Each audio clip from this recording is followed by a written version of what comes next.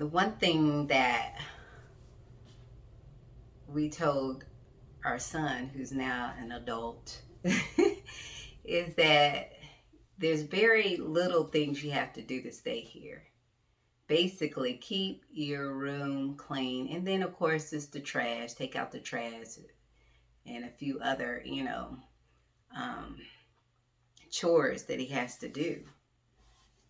Well, today, I was cleaning up and I opened up his door, and the horror, I can't explain um, the reasoning behind what I was seeing, the things in there. To describe it would probably be disrespectful to his his ego. And so, yeah, the first thought came is, how am I going to explain to him that he no longer is able to live here? The second thought that came to mind was, no, the first thought was actually, who is this imposter and what has he done with my son? Because the stuff that I was looking at was just like, And the second thought was, how am I going to break the news that he no longer has a home here?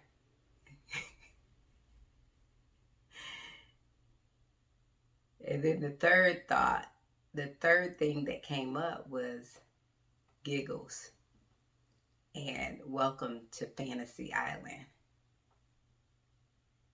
Because all of these sons, mom, chores, these are all roles that we play. And so who is really harmed here, Who's affected? What's affected? What are we talking about? How serious is this? Is it serious? Is it real? Are the things that we want to happen? Sure. Sure, there's things I would like to see. I would like to see that room clean every time I open the door and not have to smell an odor wafting, from the doorway as I open it. Of course, yes. But is there an effect on me? And who would that me be if I was affected? Who would that be? And that brings up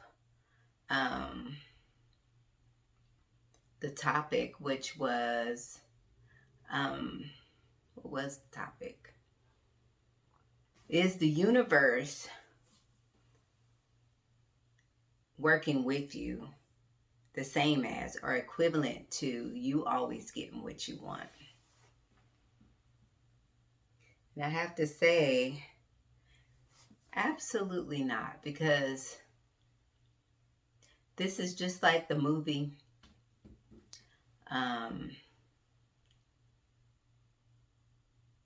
in a dramatic show or a dramatic thriller. There's always going to have to be a climax. Okay, and if everything is pretty much the nature of the human experience here on earth is duality. I mean,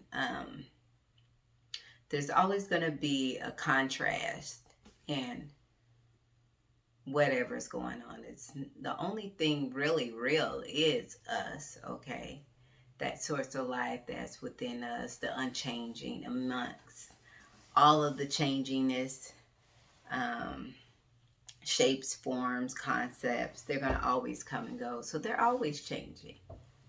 And just because things in our perception isn't going our way doesn't mean that the universe is not working with us. It just means that there's something that is desired. There's some wants.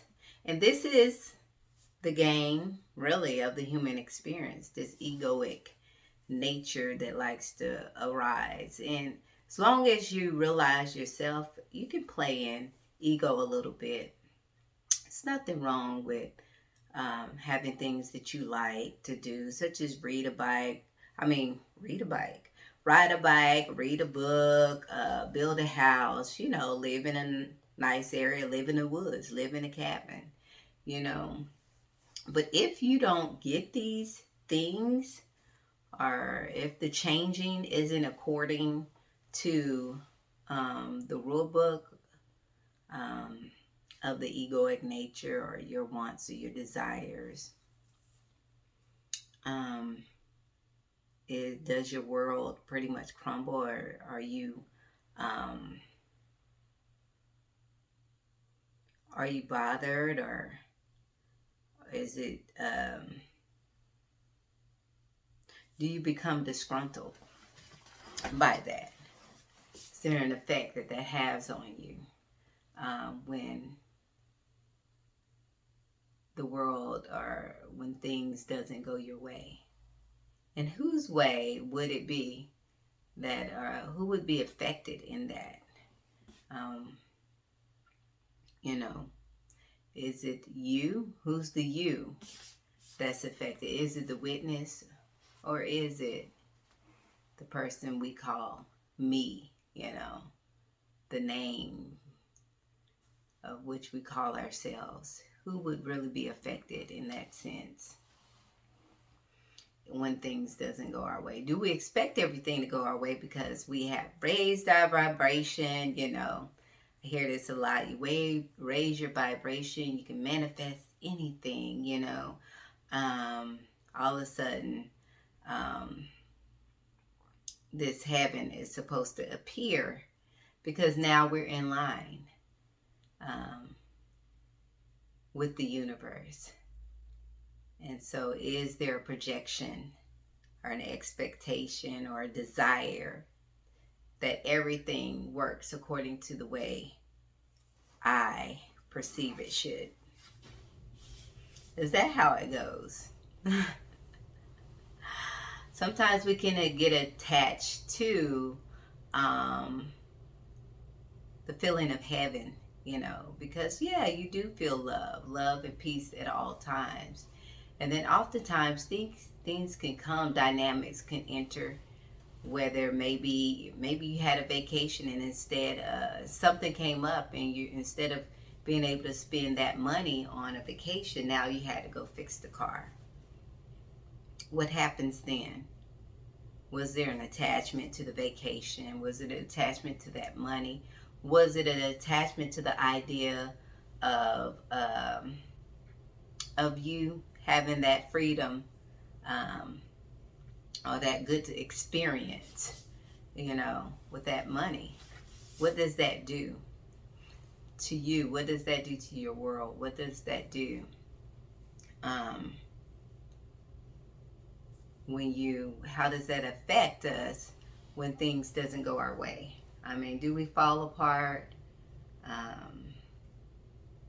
Or is it just something that happened, and that money's not going to be used with that vacation, but a vacation will come up. It may not be then when we expect it to, but it'll come, or when it's time to have a vacation, the money will be there. Is that the thought? It's our perception of how we view our world, how we view the happenings creates our world. So we can, look at things, and when it doesn't supposedly go our way, we can say, well, the universe is not working with us. But is that not working with us? Because we don't know. Something could have happened to that particular, vacation, or the airplane that you were on, or not even that. Maybe we can even perceive it. At least we had the money in order to fix the car, and we can always build up to get more money for the vacation. So it's the way that we see things that creates our world. If there's dynamics, in this, what we call our lives, we can just see them as that, just because things don't often work with our projections, our desires, our wants, just know that that's not coming from your true nature. To have attachments to these things, and when you feel bothered inside, it's the time just to let go.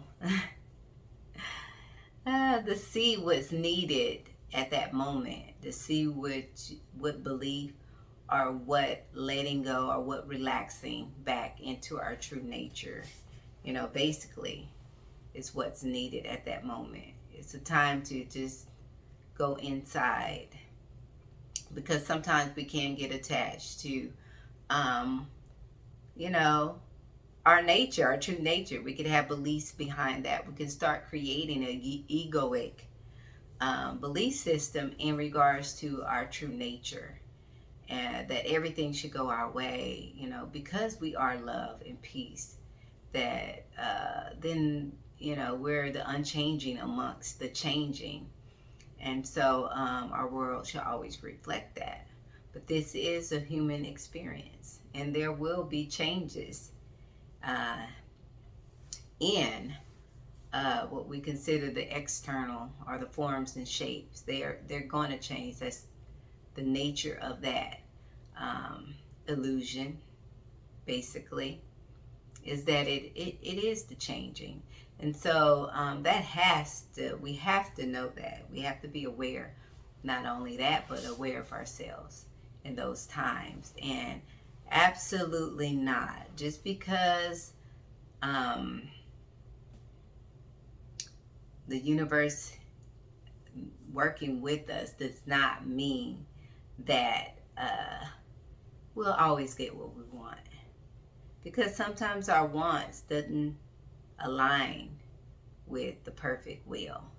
Sometimes we want things, and it's okay. Maybe it's just not the time for us to have it. It's there, it's here. The universe is working with us. We don't see it that it's here, but maybe in due time, it will come. So it wasn't for me to go on that trip with that money, but some more money came in and I was able to go.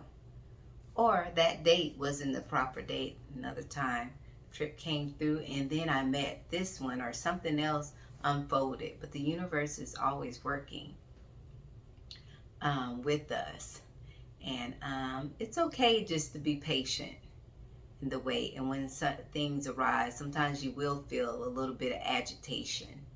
And that's okay, but just to recognize your true nature in that moment will allow you to respond in the proper way, so that you're not frustrating and carrying beliefs and attachments behind, creating a new ego in a space that's not needed.